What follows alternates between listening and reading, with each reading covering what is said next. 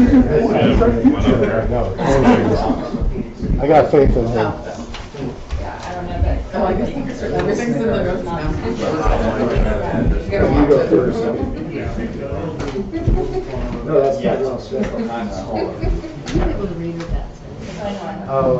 Do you want to? All right, guys, bring the meeting back to order. And the next item on the agenda, we're going to do the urban renewal now, or?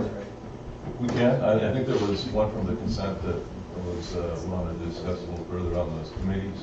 No one pulled it. Oh, we did? Oh, okay. So I think we're okay.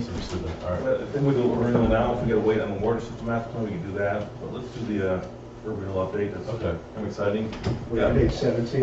One grab chair and one up for break here, okay? Let me join the floor channel. We're starting on page 17, correct? We should be. The agenda. Yes. Yeah. Okay. Just want to make sure we're Yeah, so calibrated. this is 17 on the agenda.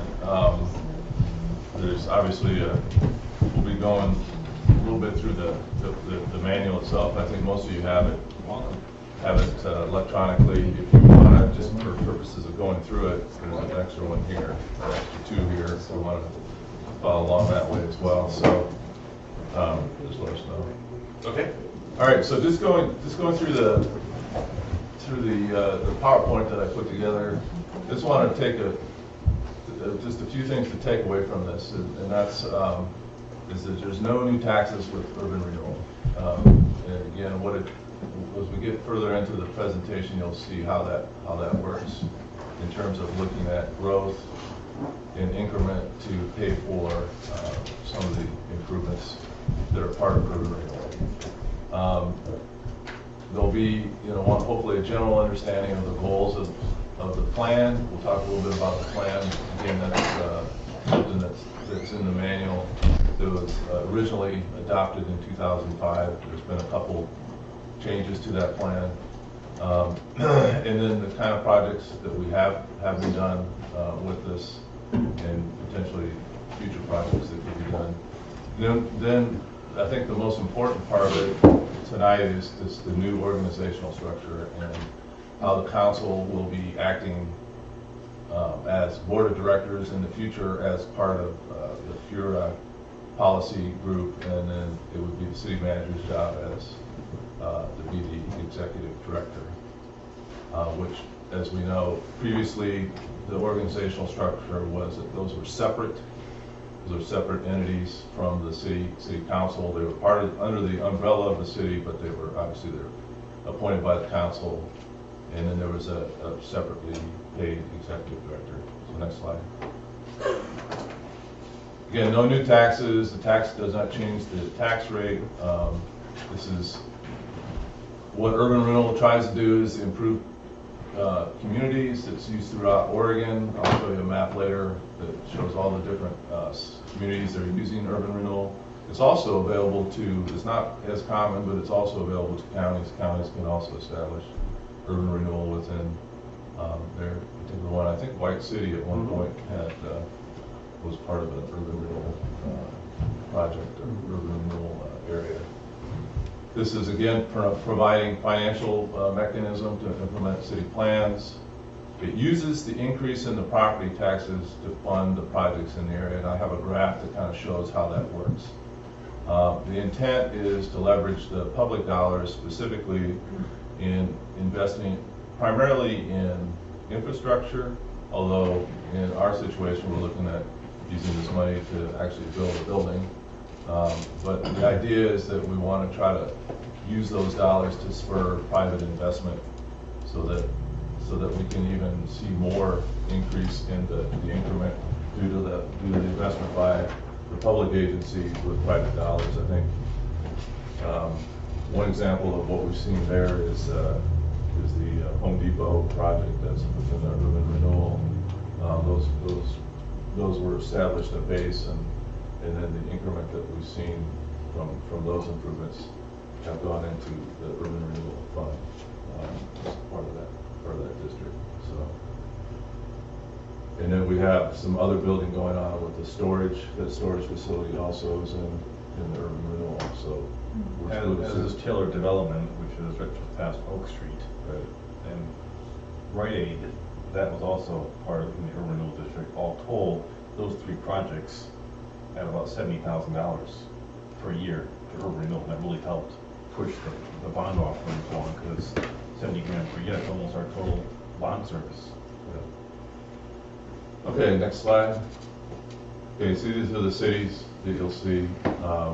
And it's got, depending on the size of the circle, it shows how many urban renewal areas are within the different communities. You can see like Portland, I think they got over 15 urban renewal districts within their boundaries. And it just varies depending on, we're one boundary or one urban renewal district, so, which is pretty typical for a community of our size. You'll notice the Elaine Howard Consulting, she's primarily about the only person in the state that I'm aware of that does a lot of this specific urban renewal work. It's kind of very unique. And it's changes a lot. Legislature changes the rules and the what you can do, spend the money on, those kind of things. And it's her firm that has done a lot of the studies, recent studies on urban renewals that have been formed or created. And so I've been in contact with her already, or her firm already, to talk about we have to file an annual plan of activities and as part of state law, so I'll be working with her to comply with that statute. Next slide. Okay, so this is the graph that I was telling you about before. So you got the way it works is once the city creates an urban renewal district, it's a line around an area that they want to see, or they want to be able to provide investment in terms of infrastructure, those kind of things. And so they capture, the tax office captures that frozen base. And a lot of times it's either property that's underutilized, it's either vacant, or maybe even derelict, some of the areas. But it has a value, and the idea is that with the investment, the public investment, those kind of things, you'll see that growth in those districts, and that's what's called the increment. It's the increment in that frozen base, or the increment from the frozen base, is what we use to generate revenue for urban renewal projects.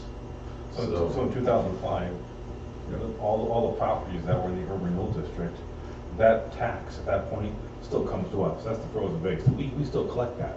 But any increase, that 3% increase in tax every single year on all those properties within the urban renewal district, that's what funds urban renewal. It starts off with a small trickle and starts growing over the years.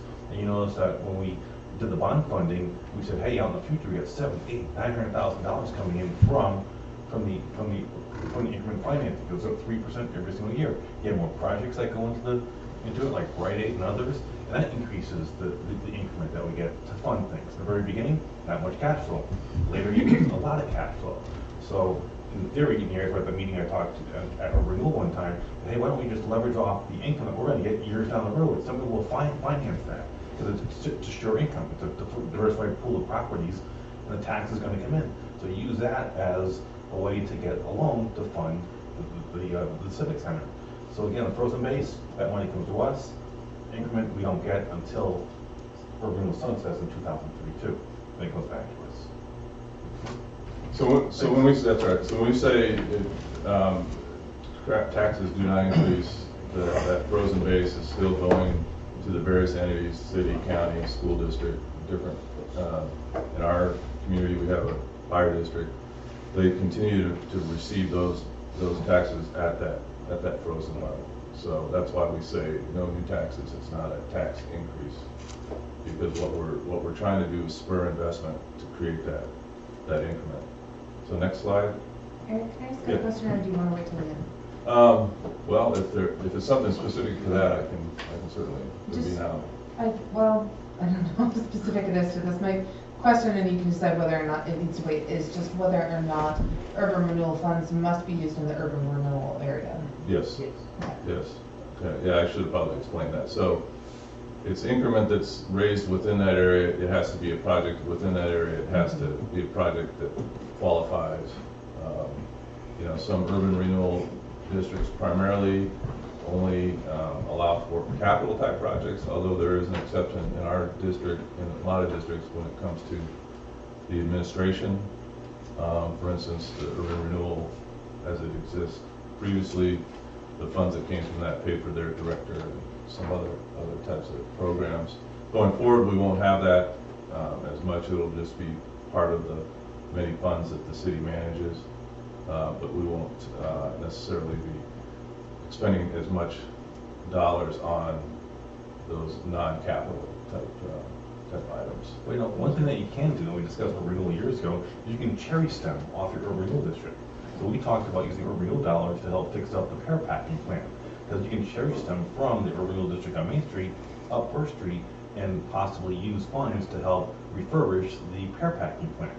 So you can cherry stem off. If you think a project is really important, you can cherry stem off of that urban renewal district and use that money to fund other projects that may not be right in the district, but again, you can cherry stem off and do something else.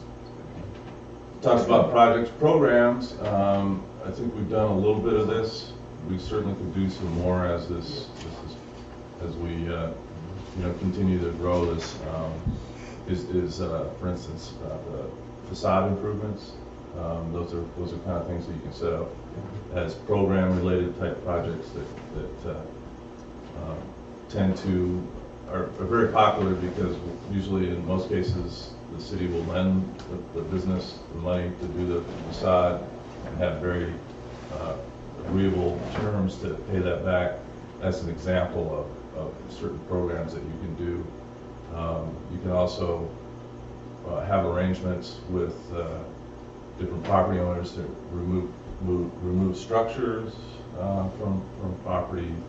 A couple examples we found in our research was where they actually, if the property owner would agree, if the urban renewal district would help with removing the structure, if they would agree to increase their investment in that property by a certain amount, then what the urban renewal district paid for removing that property would then be forgiven.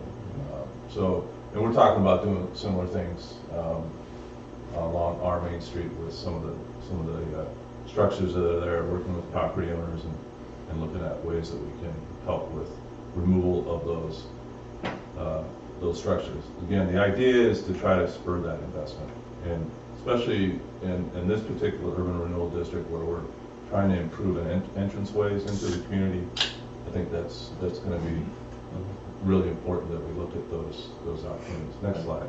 So here's actually if you go, you can't see it here on the slide, but if you go to the presentation, you'll see it.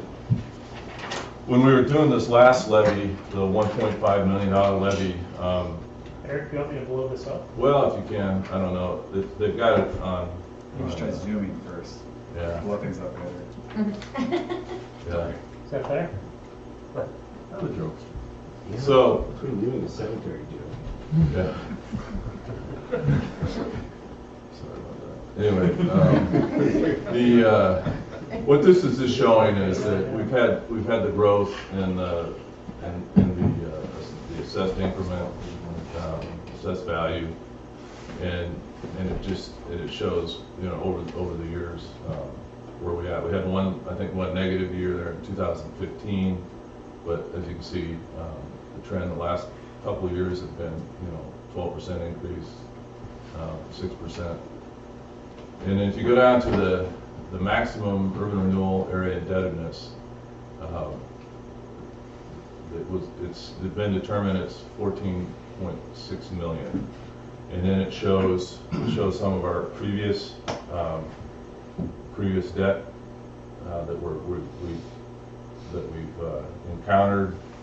It shows the most recent one, the 1.56. And so the bottom line is that we have available to us $7.1 million beyond the current projects that we're in to actually do additional urban renewal. Now, I say that only that it is legally available to us fiscally, it's not. We've got to probably wait another at least 2 or 3 years so that we could, if we were to find another project or something that we wanted to use urban renewal money for, then we could consider either, another bond or something of that nature to actually do the project. Currently, we wouldn't be able to support that. It's really gonna be driven by cash flow, right? Our cash flow right now is pretty much taken up by what we have in fund. It'll be 2-3 years out before we can consider things like that. So anyway, that's just kind of something to keep in mind, and something that as we move forward, there is that capability. For now, we're going to be good just to finish off this building project and do some of the things around that. So just something to keep in mind. Next. I think, the one thing I wanted to mention on this, so there are some impacts, indirect impacts on the special districts. However, on the school district and the ESD, they are actually made whole through the school funding formula. So they're actually receiving the increment as well through the school funding program or formula, which is kind of a nice benefit. Fire district and the other districts, the county doesn't have that advantage, but the school district, which is obviously our largest property tax, one of our largest property taxing districts, as well as with the state funding, they are made whole through this. So this does not affect again, the increment is made whole through the school funding formula from the state. Every once in a while there's some talk about changing that, but at this point that's the current policy, the current law with regard to urban renewal funding. Next slide. Quick question. Yeah. So if our tax revenue is staying the same with the URA going on, and the city itself is growing in, say, staff or whatever else you want to throws in there to make our expenses go up, does this urban renewal agency actually put a bind on city operations? Well, there could be that argument. However, it's not the entire area. So we have, most of the city. There are restrictions on how large and what percentage of the total overall tax base attributed to urban renewal area. So to answer your question, it should have a significant, because again, there's a limit on the area that you can put in urban renewal. So about 23% now, so a large chunk is not in urban renewal. And as that revenue goes up, 75, 78% goes up, we're getting that revenue. So we're just foregoing about 23%. Well, and the other thing is, it's sort of like anything else. It's like, had it not been for the urban renewal district, would you see that increment? Right. So at the end of the day, you can justify it because, trust me, it happens every once in a while. Cities do put urban renewal districts back into the base, or back into the base. We did that in Roseburg, and so it does happen, and obviously had a huge financial impact. Awesome. That's nice that, you typically within that district, 2/3 of that money would go to the fire district, traffic control, whatever overlapping taxing districts there are. But we keep 100% of that money, and then we use it hopefully for purposes in our downtown district. So 2/3 of the money, so you want to stay with us. We only keep one out of every $3, so we're keeping $2 out of $3 now. So nice. Okay, so getting back to the actual binder, and I don't have the numbers that would be on your electronic versions of this, but that the first page of that document in the first tab indicates the orientation date, and then the tab 2 will show our current urban renewal district boundary map, the comp plan map, the zoning map. Tab 3, which I want to highlight tonight, is the bylaws, and as they currently exist. Working right now on changing those bylaws to reflect the new organizational structure. We'll see that at our meeting on January 2nd. And again, that's, all that's gonna do is adopt, for us to consider adopting bylaws for urban renewal, board of directors that will kind of govern how we do our work throughout the year. And we'll have that available for the council at the next, our first meeting on January 2nd. The thing I want to also mention was the urban renewal plan, and you'll see those documents in there. If we do anything, like the Mayor mentioned earlier about changing the boundary maps, if it becomes a major amendment or a minor amendment, those have to be reflected in an urban renewal plan. If there's any kind of a new focus for future urban renewal funding, it has to start with an urban update to the urban renewal plan to reflect that first, and then you move that forward. So there's some examples of in the tab 5 of some minor amendments that occurred from the original plan in 2005. And then I list various ordinances, even and the most recent ones where we transferred the power of urban agency to the city of Phoenix Mayor and Council from the current plan. And then I saw something in there where it was actually flip-flop, where it was actually given from the city back to the district. So it looks like we've been through this a couple times. Anyway, these are just the historic ordinances that have impacted the urban renewal district makeup and governance structure. And then the conflict of interest in the SEI form, which is tab 7 and 8, are pretty much the same as you see in your council package. So there really is no change in there in terms of what you're required to do annually in terms of filing the SCI form. And you can do that online, and we'll certainly update you or give you the link to do that. We'll probably get those. I think it's usually at the beginning of the year. Remember how that works usually? I'm sorry. Anyway, so they'll send them to us, probably a link saying, hey, you can file your report by March or April. I think by tax time. That will actually, non-conflicting, that will come anywhere between February and March 15th. Typically closer to March 15th, because you have 30 days until April 15th to complete that. I'm not sure if we're going to file twice now. I'm not sure if we're going to file once as a director for renewal and once as city council, or just one time only. I think you can do it once, and then you can just list your titles in there, city councilor, board of director, whatever. That's the way I've done it typically, city manager / executive director for the urban renewal district.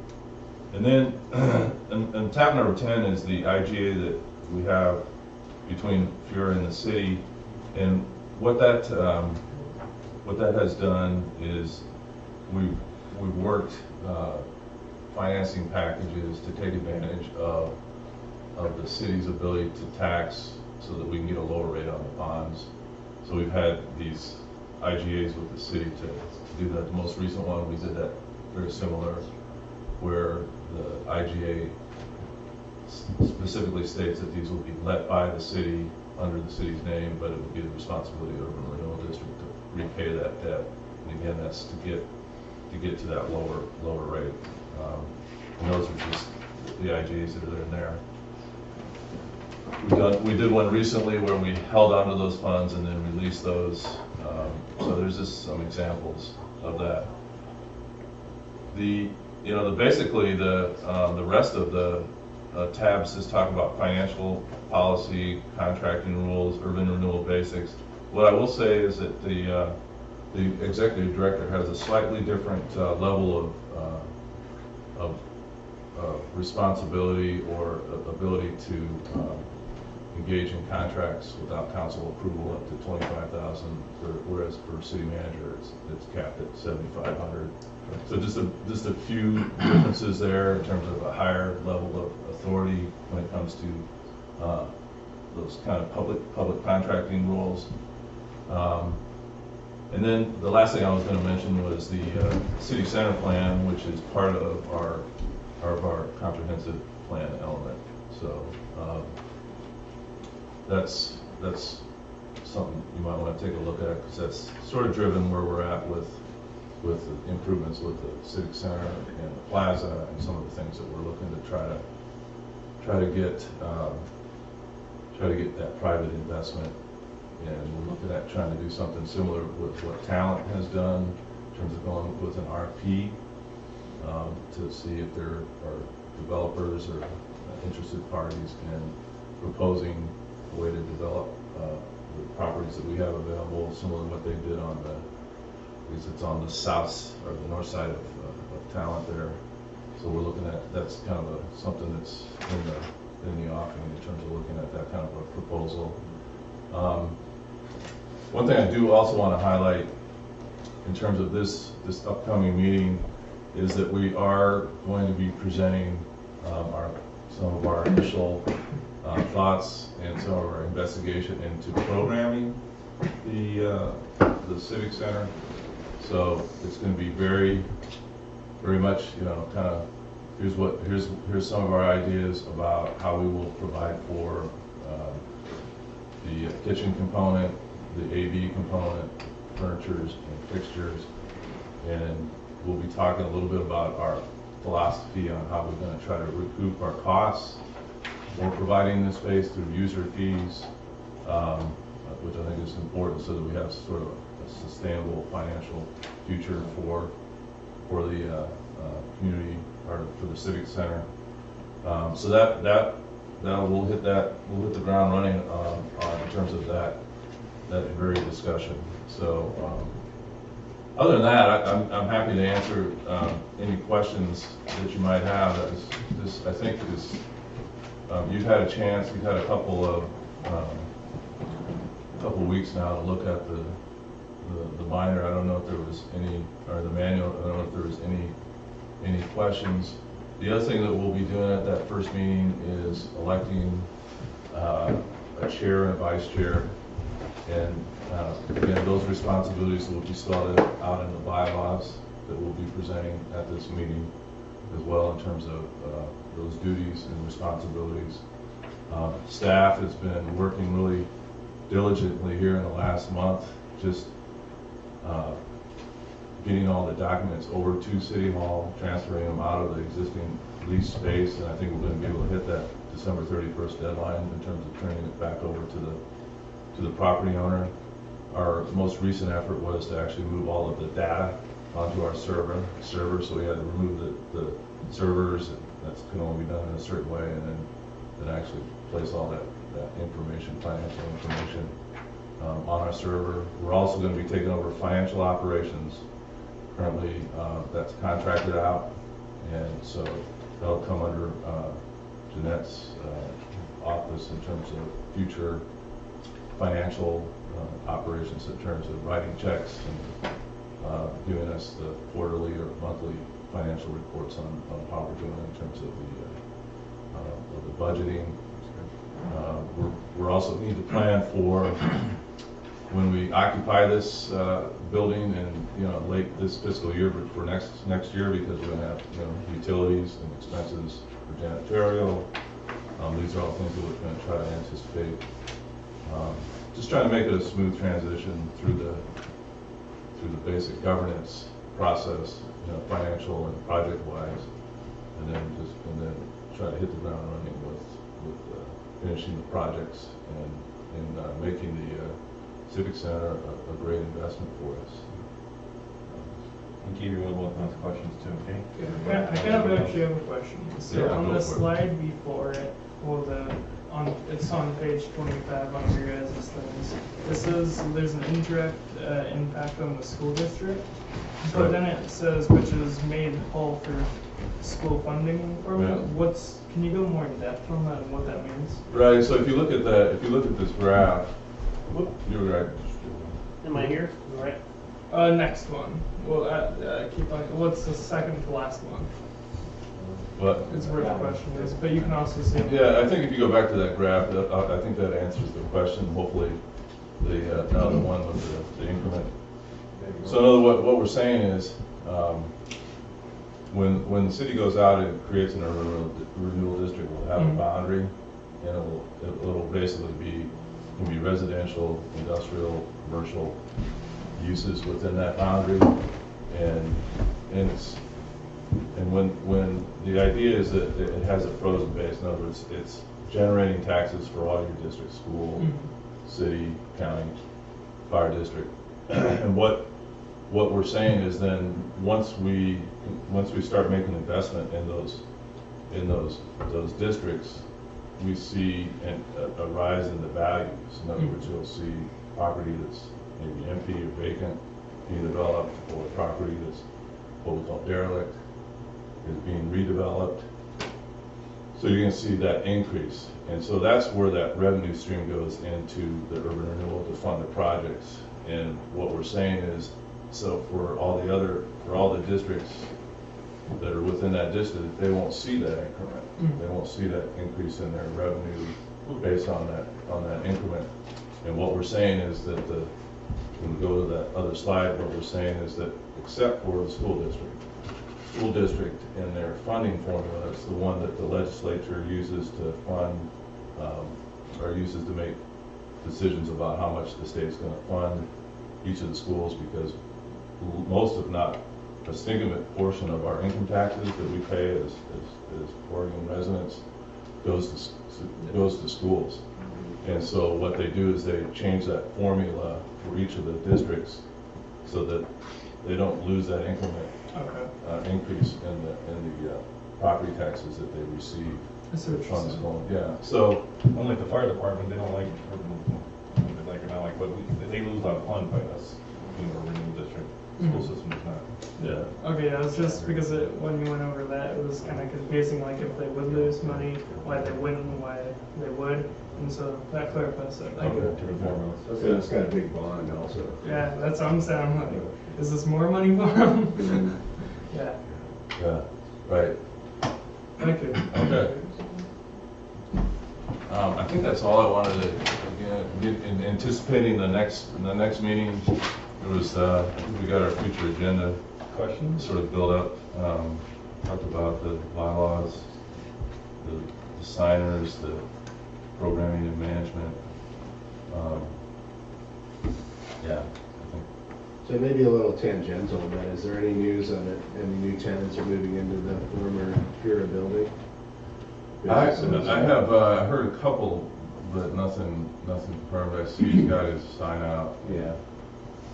It's a decent space though. I mean, It's a pretty place and a lot of visibility and drive-by Yeah. traffic, so. huge visibility, nice. I mean, it was well kept. I don't know how long we were there, but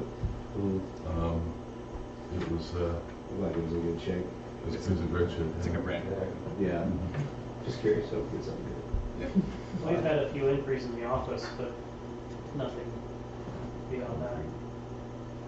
No, I just want to cover a couple things that Urban Renewal has done in the past. You may not know, but Eric talked about facade improvements and people paying us back.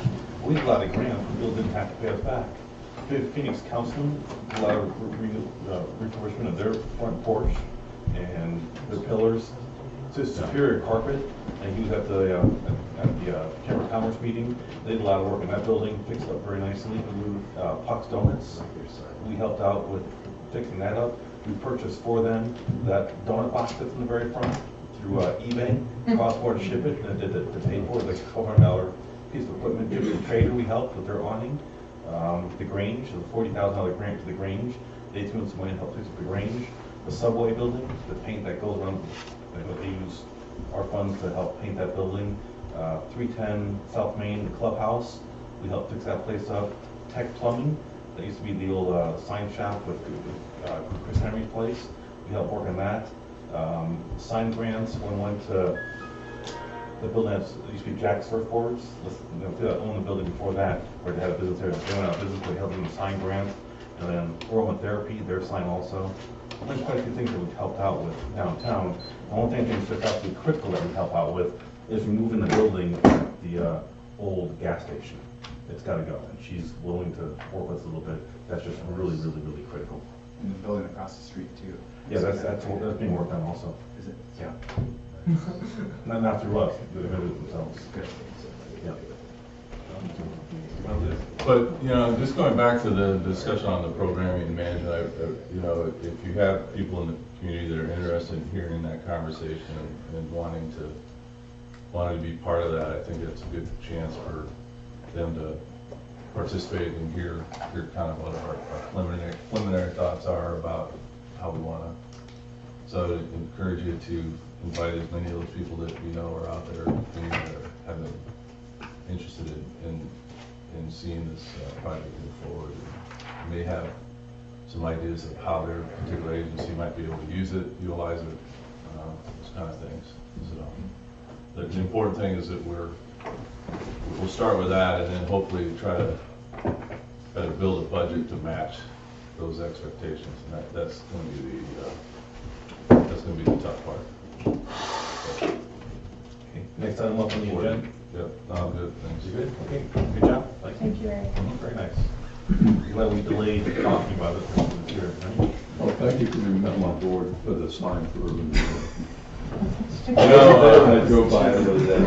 as you can see, there's some of the stuff from the urban renewal building here. We've been able to recycle, and we've been able to, I think the fuel cooperative, they got a bunch of our stacking chairs. Oh, nice. Good. So we've been out trying to help out our nonprofits with that. So let's get out of here by 9, not extend, but how much time do you think you're gonna need for the water system clean up this? You know, I think we've already went ahead, we've already saw that before, so this is just a contract to move forward. So I think that's a pretty relatively quick one. And yeah, so I'm good. Let's go. Yeah. Go ahead, Raymond. All right, the water system master plan scope analysis and assessment I've been going through with RH2, and has a significant amount of city contributions in terms of information we have to give them and support service we have to give them in order to get the system properly analyzed. Jeff and I have gone back and forth about what my crew availability is and what the staff availability is to do some of these data collection activities. And we've sharpened it down to the proposal that you have in front of you. It went through a couple of different renditions. There are two, I think, real important things to look at when you're assessing what this was. I know that my original estimate almost a year ago for the scope of service was about $75,000. At that time, I'll be quite frank with you, I wasn't aware of some of the shortcomings we had in the system. There are some aspects to the I think some of the larger infrastructure elements that I didn't necessarily have my arms around when we first addressed this. One of them is the external lift stations and pumping stations, what our lines of responsibility are. I also recognize that there's a large length of hardware between the regional pumping station and the connection point in Medford that I wasn't aware of that is actually our responsibility. So, you know, while we work and try to attempt to get that back into Medford's hands, it's aspects like that that I wasn't aware of in terms of the complexity and the breadth of some of our infrastructure elements. So what they have to analyze was much larger than what I expected them to have to analyze for their system network assessments and analyses. There's also an element of the change in the regulations with respect to the seismic assessments, and these water tanks out here are a problem. Now, Jeff specifically noted that we're not going to go into a full-blown seismic analysis of those tanks, but the handwriting's on the wall there that may be something that we have to go through as a specialty contract. But it's something that he needs to address because of the age of the tanks and the exposure that we have there. So there's just a couple other elements that are specific to this. One additional item that came in late this summer, I got a letter from the Oregon Health Authority that said that our water conservation master plan was out of date, and we were already over a year behind our update on that. We were apparently notified of that before I got here. I think in the transition, we didn't have a public works supervisor or director on board. It kind of went by the wayside, and the state's not necessarily actively updating some of their violation notices. We're probably not the only ones in the state that are in this condition, but in order to avoid penalties and in order to avoid an emergency assessment of the water conservation master plan, I convinced the OHA that we should do that as part of our water system master plan update, because one affects the other, and they're definitely interrelated with respect to what we're having RH2 do relative to minimizing our peak flow, our summer. You always hear about our summer conservation program. Well, that's mainly for what the system supplies to the community, as opposed to what the water conservation master plan is. They're two different elements, but they're definitely integrated. So I've got them convinced that as long as we run this on the tail end of the water system master plan, they're going to give us a grace period until the project's completed. However, it's also a more than a $10,000 piece of work. So I didn't have that included in the original estimate. Why does it cost 10 grand? Well, you can see the man hours are allocated, and the summary for the water conservation master plan is included on page 66, and it shows an outline of the assessments that are required as part of the compliance package to go to the state. They're just collecting a lot of money. Yeah, I don't know, we're still being recorded, but I can tell you that it's an administrative effort that is maybe not as effective as some of the other administrative efforts we go through. How's that? Now, we just had the August and 25 October budget. This is over budget. Well, we can also work that aspect of it into the next fiscal year too. So, in terms of completing the water system master plan update, we can split it into separate years too. Then we allocated like 60 grand, I think it was. 75. 75? One thing I will say about that conservation is when there's always this, they talk about, what is it, whiskeys for arguing and water for fighting or something, I forget, but Yeah, that's right. when we, and it's when we have to justify our allocation from the state of, the raw water that we pull out of the road rivers, we can't show that we're trying to conserve within our system, or that we're taking care of our system where we have leaks and those kind of things. That's where it really becomes important to not only justify but grow that. In fact, we need to, because those seem to be something they're always hedging on. So. Well, one of the bigger elements, is really the drought response and curtailment plan and current conservation plan. So those are other aspects that are outside of the normal realm of operations for what we have to report. Because under the water system master plan, we have to do reporting on lost water too. Any more questions from council? I was just noticing it costs $160 to develop the format of the front cover of the report. There you go. I'm great. Should have been a report developer. I was just throwing it out. So you guys looking for a proposal to move forward? Right, and there's a motion. So That's just one thing I'd like to Go add. ahead. Right. Yes. I noticed on the reservoir piece, there's a lot of things that they're going to look at that I would expect them to do. But I didn't see anything concerning security of that in case of somebody poisoning the water. Is that a whole nother plan? Or is that Yeah, that's my responsibility for our maintenance and operations and security plan. We have a security plan in place, and quite frankly, that's one of the checks we do. It's one of the no-brainers. If you look out here and you see all these trees cut down, that's because I was not comfortable with the lack of security that the branching provided for a potential intrusion into the site and over top of the tanks. So yeah, we do a fair amount of that, and we do that up at the East Reservoir as well. Okay, thank you. you want to make a motion?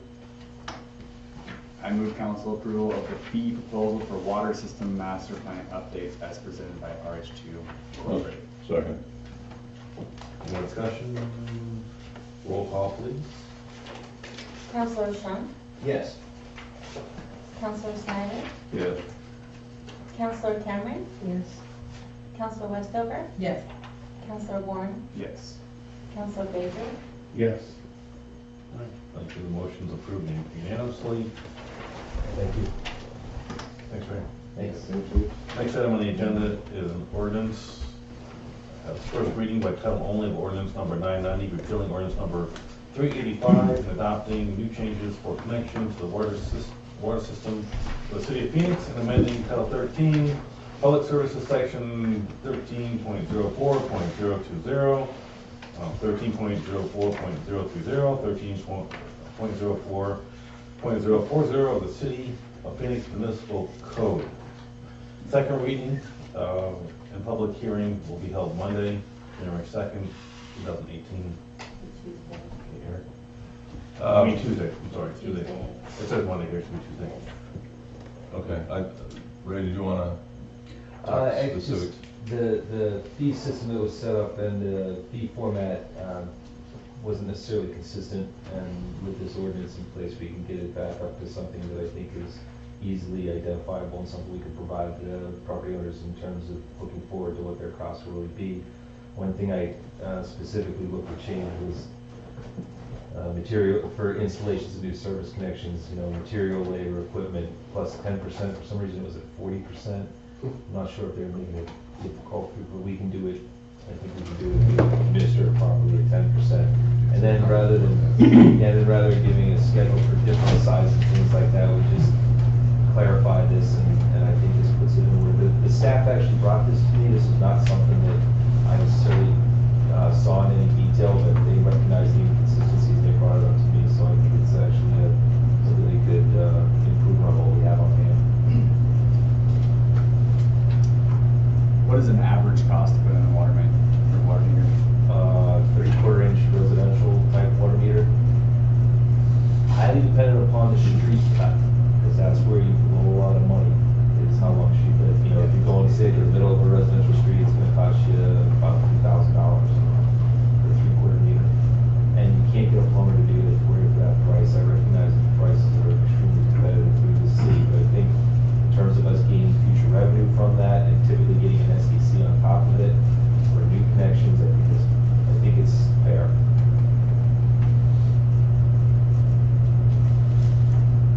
More questions? If this is approved, that would be a change in that nature, to be very a couple of months ago, how fee schedules, and this is what this is gonna end up doing. We're gonna have all, consolidate all the fees in one. Yeah, I understand it. I would think so, but this is actually in the ordinance, and the other part of it would be reflected in the, so that the pricing part of it would be reflected in the fee resolution, and then this would just merely set out the parameters in Right. terms of, so. That was one of the other things we wanted to correct, is instead of having to put the fees in the ordinance all the time, put the fees in the fee schedule and refer to the fee schedule to the ordinance, and not always update the ordinance. Right. questions? Yeah, I really want to emphasize this came from the, that's nice to see. Somebody want to read the proposed motion? I'll go for it, looks fun. Let's do it. I move approval on first reading by title only of ordinance number 990, repealing ordinance number 385, and adopting new charges for connection to the water system of the city of Phoenix, and amending title 13, public service sections 13.04.020, 13.04.030, 13.04.040 of the city of Phoenix Municipal Code, and move ordinance number 990 to a second reading. Second, we found it. Mouthful. Just a bit. Second? Second. More discussion? Roll call, please. Council Baker? Yes. Council Sean? Yes. Council Snyder? Yes. Council Cameron? Yes.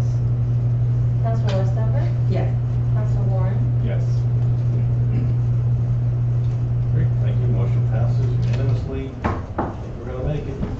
Thank you. So down to the staff reports. Doug? Yeah, actually, I do have some.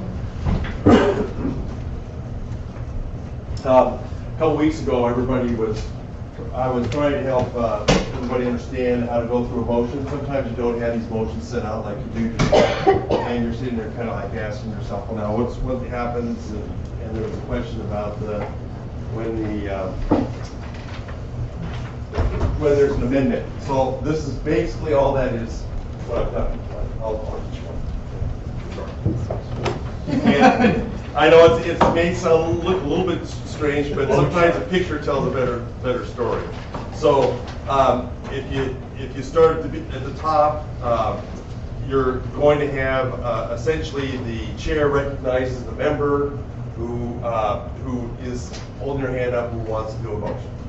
So the member proposes a motion, and in the second page it tells you essentially there's 1, 2, 3. The 1 is basically 1, and okay, so the numbers should kind of match up. So the member proposes a motion, another member seconds it. If it doesn't second, the motion dies. Okay, that's pretty simple. All right. So what typically happens is, now again, this is for these motions in which it isn't necessarily planned out in the head at the beginning. So the chair would typically restate the motion, just to kind of clarify, make sure that they understand what the motion is. That's when members then after that begin to discuss it. And if someone says, okay, I want to make an amendment to the motion, fine. That goes immediately, you're down now to number 5, motion for amendment. It needs to be seconded. That amendment needs to be seconded. If it isn't seconded, it goes back up to the chair, and the chair just restates the original motion. And if someone wants to do a different amendment, then we go around that circle again. If it is seconded, then the members discuss that that amendment. They discuss the amendment, and then there's a vote on the amendment. Okay, so the chair calls for the vote on that amendment. Once that amendment is done, it goes back, the chair restates the motion with the amendment. And then if there's another amendment, then you go through that big circle again. And if it's not seconded, if that second amendment is not seconded, then it just goes back and it's a motion with the amendment. If it's, oh yeah, but I want to add something more, then you would vote on the second amendment. And then it goes back around until finally you get to the chair calls for the vote, and then the chair restates the motion with the amendment to the amendment to the amendment, as if there's more than one amendment. And then you just go right down, and if there's no more amendments, then you just go right down to the bottom and the chair restates the motion. And I realize that you may not be able to do that, but again, it's important to restate the motion because oftentimes you're kind of like, well, what is the exact motion? What am I exactly voting on? So that's the reason for that, for the restatement, and then the vote happens. So, like today, you didn't have to worry about any amendments. You just went right straight from 1, 2, 3, 4, and you went to 5, then you went to 7. You went right straight down. But if you do amendment, you have to kind of go, you have to vote on the amendment, get that amendment onto the motion, onto the original motion, and then you start again, discuss it, and if someone wants to amend again, then you add another amendment. The amendment, and here's what it says here too. Amendment may occur, if so, return to number 1, repeat with each amendment until any and all amendments are voted upon.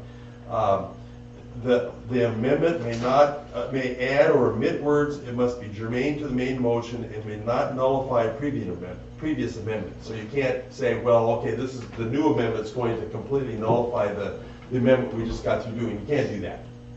It's either, if it does, then it's basically not, the chair would toss it out and we go back to the original. And then you vote on the amendment. And if that motion amended is not passed, and it doesn't pass, you can start the process all over again.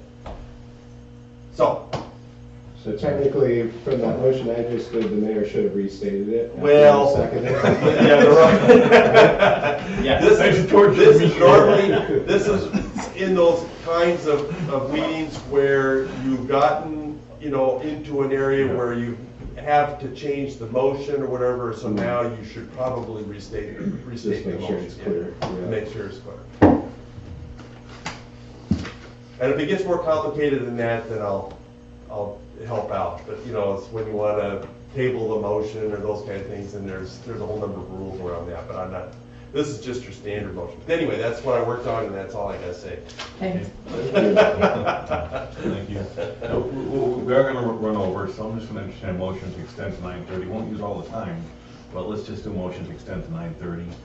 I was gonna do that, so. All right, go ahead. Yeah, I move that we extend this meeting from 9 PM to not later than 9:30 PM tonight. Second. All those in favor? Aye. Opposed? We're good. Eric? Okay, one thing I was gonna bring up, and I think hopefully Stuart, Chris, and who else was at the meeting in Jacksonville last week?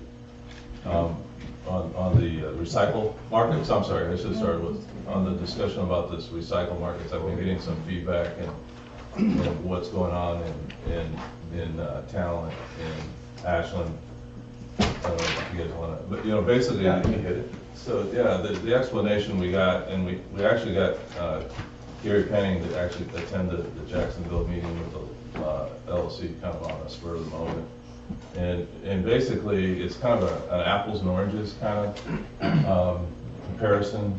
The two cities have their own recycling provider. They provide that recycling curbside on their own, and it's a very different process than Rogue Disposal uses in Phoenix, and where they actually, the person that's picking up the recyclables actually opens the can, looks in, and determines if, it separates right at the curb and determines if there's any Contamination. I mean, so they're, and if it's not good, they just throw it back on the curb. Ours is very different. It's automated. It's a one person driving the truck just dumps it in, and so you have a lot of that contamination, and that's what the recycling, the problem with the whole Chinese recycling markets are, because they want less contamination. They don't want the level of contamination that we provide through our recycling efforts. It's almost impossible to get down to the level that they want of contamination. Even when we were doing it their way, recycling was, it's all contaminated. It has to be like less than 1% or 1.5% contamination. Yeah. I think it's 3.5, less than 3.5%. Was it? What is Talent? It's still super low. I know, we just It's can't get coming there. down to the projection is 2%. I'm not sure it's a moving target right now. Like when you recycle a can or a plastic bottle, it's a different process. There's no contamination there, right? So it's 100% non-contaminated. But for us, it's just tough to get to that level. Right. Sorry to interrupt. Well, no, I mean, you guys, you heard it, Stuart, I don't know, you kind of heard the same discussion. We're doing, what's the company that they use? Recology, and we're all on a different type of a program. How close do they get when they hand sort to contaminated material? I can get that. I don't know if you know, Yeah, it's a different company, so. Yeah. I was just curious, even hand sorting, if you can get it down to 2%. Yeah, I've been I've been involved in a lot of these conversations with Rogue, and the reality is that Recology has they have their own MRF, their material recycling facility, so they not only collect and transport, but they also do the screening and the packaging of the materials before shipment. So it's really in that product line where they have to slow that line down to get the sorting to work out better and to get the actual removal of the contaminants to a level that they can put together a package that is meeting the new requirements. We're not 100% sure where the requirements are going to fall, number one. Number two, we're not 100% sure that what they're picking up today is going to be actually recycled, because they're not sure how that's impacting their line. Rogue is very sure that the stuff that we're picking up right now is, they don't know where it will go to have to store it right now. They've got just literally tons and tons in bales out there now in White City, sitting under tarps, sitting underneath their businesses It's everywhere. like in the parking lot, they were saying. It is everywhere, and, you know, road materials recovery, they're just telling you, here's what the prices are per ton. But I don't think right now, my understanding is nobody can absolutely guarantee that what's being collected now can actually be recycled until they get the lines, the sorting lines straightened out. Until they're paying us saying they'll ship it to China, then China ships it back because they don't want it. Well, actually what happens is, I don't think it quite makes it back to the shore. But they sit there, the container ships have been sitting there for, you know, some of them for months, and they open them up, and they're obviously more contaminated now than when they left port, you know, because they get rats in them, they get animals in them, they get contamination that continues to breed other problems, so. That's my understanding of the situation. So that was it. I guess it's been, I've been getting updates almost weekly, and it was a good chances to hear from him specifically on, as to what's going on. The last thing I'm gonna say is the strategic plan, update, city staff, we've been working on a format to place all the strategic plan goals and that came from this council here this last summer, and report on it monthly. And so our first month will be in January. So take a look at that, see if that fits what you guys we're looking at to try to track those goals. You see them in the agenda items where we specify what goals that we're working on that are in there, but that's something else. Can we do a quick update on this Civic Center building? They did more concrete pouring, and Ray was out there taking a peek, and it's up another 4 feet, but it seems like they're moving right along, good weather now. Yeah, I think they've got all the foundations, and there was something they were going to try to do was weather contingent. Was that? Well, no, they're done with the main building stem walls. Right. So they're done with the main building concrete pours essentially. What they're not done with is the pours for the foundations and the walls for the ramping that goes between the parking lot and the building and some of the plaza area, you know, but that's not within the building center itself. Right now they're going to be pushing for utility service connections, presumably this week, and pushing on with hopefully getting some of the electrical services running. But I think the holiday is that might not be after the holiday coming. But we've had a tremendous fall, late fall. Yeah, it's been going real well except for at the outset, things got a little slow with the spring and the problems it was causing for groundwater, but they caught up in a hurry. They're on schedule now. Good. And I have a feeling that they can even push it harder. And this is the hard part, getting up out of the ground. Once you start going up in the air, things are gonna go faster, and they've been doing a nice job keeping going on this one, that's for sure. We'll find out more tomorrow. Tomorrow's our weekly update. So Every Tuesday, right? Yeah, every Tuesday. Okay, cool. Thank you very much. Yeah. Hey, kids, to speak on Paddle Town. It's a new boat, isn't it? Are they under $25? Ask my wife to wrap them in there, put a bow on them.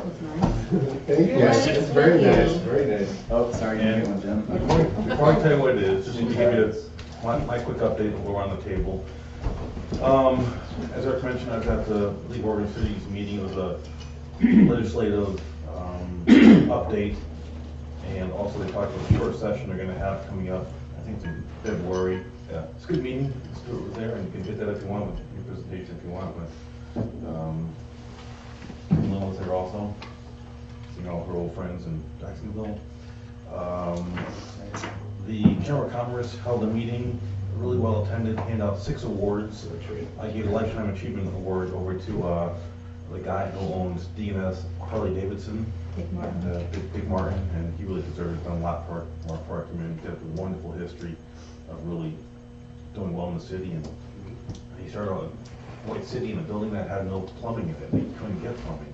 They moved from there and went down to where the storage unit is right near the south of town here, and had a problem. The county was county man at that point, and the signage, we had a problem with signage with the county, so him and Larry Paducci, old mayor, helped annex the city, the property from what was the end of the city by the couplet down to that area, and then he went out and purchased another building for D&S Harley Davidson. They're having their best year ever. But he's done that, plus he's also helped out the community, helped build facilities for high school, helped out with transportation for the kids. He's done a lot of stuff in our community, so I gave him a Lifetime Achievement Award. Board of Directors meeting for RV-COG was held, and we're going to participate in an earthquake. I don't know if Eric's going to hear about this, I probably didn't mention it too, but we're going to participate in an earthquake alert system. There'll be a computer here with an earthquake app on it, one over at City Hall. The police station will have it, and the theory is that when an earthquake hits, it could be many miles away, that we'll get an alert saying the shake is coming, the shake is coming, shake is coming. And they did a demonstration. It gives you, 30, 40, 50 seconds of time, which is absolutely critical to get out of the building. So we'll participate in that. Let's talk about the drone that they're going to have. It's going to be available in March that we can use for planning other items. And talk about drones also being used for fishing. They got a drone now where the lure is taken out by drone and dropped down. So You're being replaced. Sure, we're all replaced. Anyway, I thought that was interesting. I was hoping Derek would say, well, what I gave you guys is a light bulb. There's 2 in your packet. So, and it's to support the police. There's a lot of, ambush. I hate to say the word ambush, but it really does happen to police. They're going through some tough times, and the blue ball on your porch light helps show that you're supporting the police. Give it to a neighbor. Our street's starting to do it. I think when the cops drive around, they see this, it makes them feel pretty darn good. Okay. There's 2 bulbs per packet. And that's what I want to keep in. Very nice. I guess more also if you guys want to take. Okay. That was it. You're up. Okay. Just briefly, we had the MPO meeting, the Metropolitan Planning Organization meeting on December 14th. They had the meeting early because of the holiday. We just passed a few minor amendments to the TIP, the Transportation Improvement Plan. The next CPAC meeting is currently scheduled for January 7th at 8th. The 7th is a Sunday. At 3 p.m. I was just discussing with Eric and Evan, inviting Matt to come since he's going to be doing some contract work with us about the UGB expansion, so helping us identify the timeline for completing our work. So the time might change depending on what works best for him. So that's, we'll get the agenda out when there is one. Okay. Put me on the list. Thank you. I think Evan's got the list. And the mayor's on it, right? Yes. Great. That's good. Thank you very much. I'll try to keep mine brief. I've got a lot of things, unfortunately. Should I address Parks Greenway Commission stuff? Sure. So a couple cool things happened in the last Parks Greenway Commission meeting. First of all, we talked about the strategic priorities from the Parks Master Plan and what the Parks and Greenway Commission decided or thinks we should tackle in this next year, mainly for the budget considerations. And the number 1 item was adding more parking to Blue Heron. And there's a number of other items in there, but I don't remember too many of them off the top of my head. But also conveniently, during our tour on the 11th of the Fiera property located right next to Blue Heron Park, we discussed the city actually acquiring that property and moving it into Blue Heron Park. So basically expanding Blue Heron Park into that property that's bordering Blue Heron there with the house that's right along the Bear Creek Drive. And everyone was unanimous decision to recommend that the city council acquire the property for the city, with the thought of creating like a little wetland park in there, and additional parking for Blue Heron, and then potentially putting like a splash pad or something else in that location as well. I just took a picture with the board at that meeting. Yeah. So the next one down was the volleyball court, and that sounds like it's in Blue Heron and Culver. And then it was a tie to the next one, the splash pad, a walking track, and then lighting for like Blue Heron, Culver, and Auto Castro as well. Yep. There's one more thing. The other thing we've discussed and have been discussing with Parks and Greenway is the Parks and Greenway Commission's responsibility. Up until now, the commissions really operate on kind of an events coordinator aspect as opposed to like the Parks and Greenway Commission.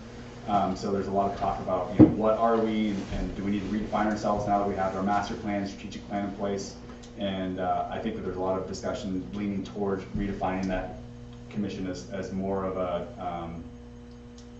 what's the right word for it, like advisory commission as opposed to an event coordinator position. But they also wanted to ask basically city council to, deliberate on that at some point and decide what we truly need from that commission to move forward. So that's my Parks and Greenway Commission report. There's a lot going on there, and it's going to continue to go on over the next couple of months.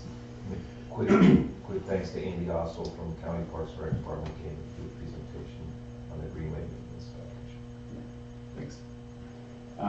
The other thing I had was, I've just been kind of perusing our website a little bit and comparing to other cities' websites, and I find it kind of difficult to find where you sign up to get notifications from our city. So, if you look hard enough, you can stumble across it, but I feel like there's a lot of people who aren't going to look hard enough.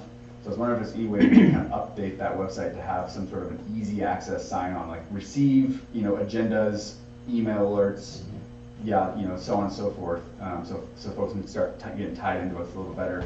I figured it'd be a good way that we can, keep people kind of informed as to what's going on with the city. And also a great way to get out emergency notifications. I know that would take a little more planning to get that kind of thing rolling, but we at least start to build up that database of contacts that way. So we have it now, it's just not like on the front page. Yeah, you have to, it's like contact us, and then there's another thing you have to click on, and then it brings you to the space. Oh, Click on, okay. where it's really like Talents or Medfords, it's on every single page in like a clear space, sign up here. Okay. It is, theirs is on the very front. I mean, most of them are on the very front of no matter what page you go to, Yeah. it's up there on the right-hand corner. Right. And it says subscribe. It would be great if we could start incorporating all the agendas for all the different commissions. I know that's a lot more work, and it doesn't even happen right away, but if we could be sending out Parks and Greenway Commission, agendas, for example, to all the folks who sign up for them, I think that'd be a great way to keep people in that loop. The other thing I want to bring up is about the Church Street project. I'd like at some point for us to talk about how we address, in future projects, how do we address these folks to make sure that they're kept in the loop. And then the last thing I have is, I just had a weird question about like Phoenix Airbnb stuff. And it was a resident brought it up to me, wanting to know if, do we have laws against doing Airbnbs, or is that something we need to address? We do not. I don't think I've ever heard it discussed. I mean, it's 2010, I've never heard it discussed. Right.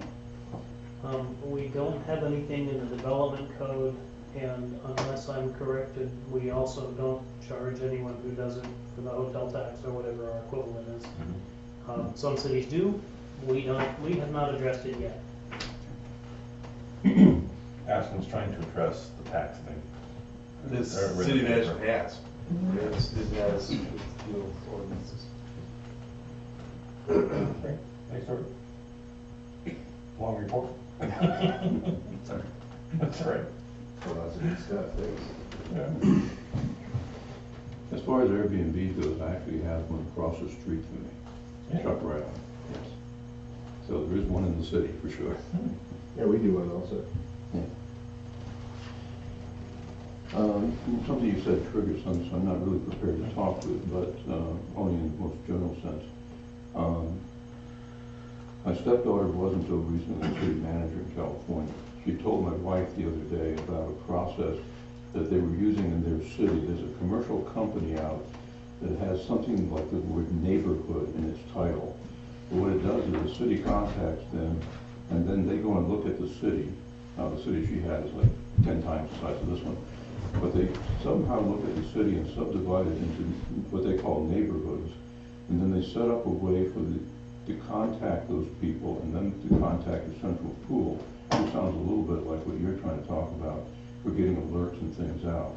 So I'll have to get a little bit more information about what that is and where it is and how it works. But there are commercial companies out there, and I don't know, she didn't mention that they were paying for it in any way. I don't know how they got paid for it. But there are people that will subdivide and might take the city into like 2 or 3 different pieces. And as the urban growth boundary grows on the other side of the highway, that could be in another neighborhood. Somehow, one of the examples she said that she used was she needed a cat sitter one time. So because we were going out of town for a couple of days, so they went to the site, and on the site were people who baby sat, dog sat, cat sat. So it networks more than just the things you're talking about, but it networks the people into organizations to support each other. So I'll just try to find a little bit more about that. You talked about the park at Blue Heron. I think if we do it right, we have the chance, using Lithia as park as the number one, the chance to be the second best park in the Rogue Valley. We have enough land there, and if we develop it right and make it look right, it could be the second nicest. I don't think we'll ever get to be what Lithia is. I think we have a chance to do that. We were talking about Harley Davidson. Yes. A few months ago, my wife and I went into the store that he owns, kind of across from the old Urban Renewal Building. And she just got into a conversation with the guy that was in there, and he said, "Oh, I own the Harley Davidson." And she said, "One of my bucket list things is to get a ride on a Harley Davidson, not to drive it, but to ride it." He wrote out his business card, take it down to my daughter who runs the place, and she'll arrange a ride for you. So she arranged for the head of the Harley Hog, whatever it is, association here in the valley to take her on a 45-minute ride. So he gets his gold star for that. The last thing is just something I noticed in the newspaper maybe a week or two ago. There was an article that mentioned the graduation rates from the high schools. And for some reason, Phoenix wasn't very high. And I know that we don't have purview over the school. I'm just wondering if there's something in the community that we're not doing here, or we could do to somehow get the students and their families in a better position to have a higher graduation rate. It's kind of a reach. Yeah. But I just don't know if there's something that's not happening in our community that's causing that, as opposed to, I think Ashland might have the highest rate, but who knows? In our state, the state was 48 graduation rate in the country. Massive. A lot of money going. So, I don't know if you have any insight into that. Is it a community thing or just I individual? want a committee that advises the superintendent and the governor on it. The main thing is attendance rate. There's so many variables. There's a lack of funding. The laws, we have very lax laws where you can go, 10 days in a row before you're dropped. In Arizona, it was a total of 10 days.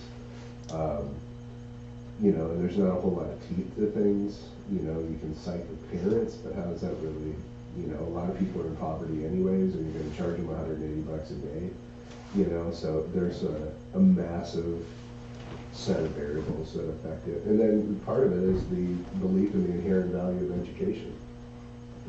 That's a multi-generational thing. There's a lot of generational educational poverty also.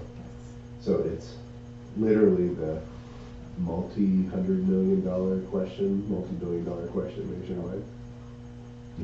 Just add one thing too, is we're 48th in graduation rates, and we're also 48th in terms of how much funding we give to K through 12 education. So there's a direct correlation between a lack of funding and a lack of good returns that we Are see. you sure about that number? I'm pretty sure we're right in the middle. I think we're Of right school in the funding? middle. We are. Nationwide, we're dead center. We are exactly in the middle. Maybe I'm thinking of higher education, you may be right, but Probably either higher. way, I think that there's still a correlation between a lack of funding and between high school graduation. We're considerably debatable. lower. We're considerably lower. But we don't want to get off course and start, It was a fun conversation. I know, but council updates. We do on the We can put other that on the side. agenda sometime if you want. We have higher requirements for graduation too, in some ways. So we have a higher bar. But then are we, you know what I mean? So that affects it too. Yeah. Council Cameron, are you done, Jim? Okay, cool.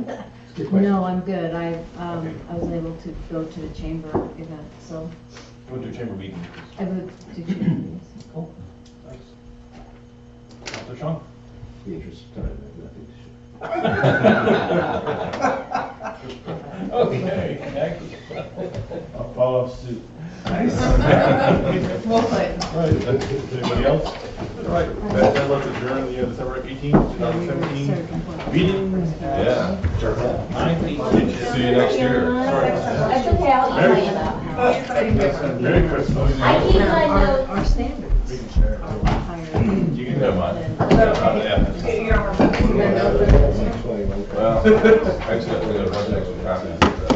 I'll just pop it off. Higher.